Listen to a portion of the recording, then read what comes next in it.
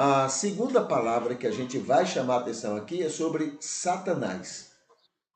Esta é outra verdade que a gente conhecendo, a gente se liberta, não é, de uma série de dogmas que foram estabelecidas a respeito de Satanás, com a ideia de assustar as pessoas, obrigar as pessoas a determinados comportamentos, tá? Então, são três aspectos também que a gente chama a atenção sobre Satanás. A primeira é que no Antigo Testamento, né, Satanás só é conhecido na Bíblia a partir do tempo da época de Babilônia, a partir do exílio babilônico, tá? Então, até mais ou menos 540, né, antes de Cristo, né? Então, ninguém sabia quem era Satanás. Satanás não fazia parte da teologia dos judeus. Tudo que você encontrar antes disso, não está falando sobre Satanás, não fala sobre Satanás.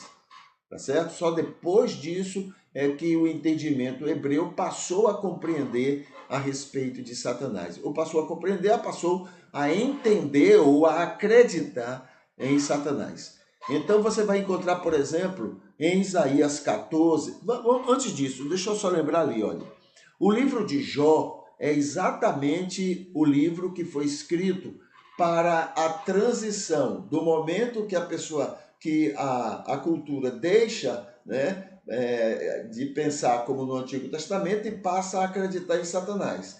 Jó não sabia quem era Satanás, mas Satanás, segundo o livro, está lá, né? Então, tudo que ocorreu com Jó, ele acreditava que foi Deus que fez acontecer, porque naquela época era assim.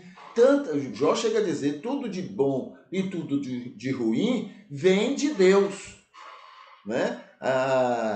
Deixa eu ver se tem aqui outro aspecto que eu queria chamar a atenção. Pronto, aqui está. Davi conta ao povo. O texto bíblico, lá em Samuel, diz que um espírito ou o próprio Deus atuou em Davi para Davi desobedecer a Deus. Havia uma ordem de Deus que não contasse o povo. E Davi desobedeceu. Segundo o texto em Samuel, foi Deus que levou Davi a desobedecer o próprio Deus, o que é uma coisa ridícula, uma coisa absurda. Não existe isso, né? Agora, quando chega Crônicas, que é um livro escrito depois de Babilônia, aí ele diz assim: então Satanás instigou Davi a desobedecer a Deus, contando o povo. Entendeu? Então, veja que agora já há uma transição aí.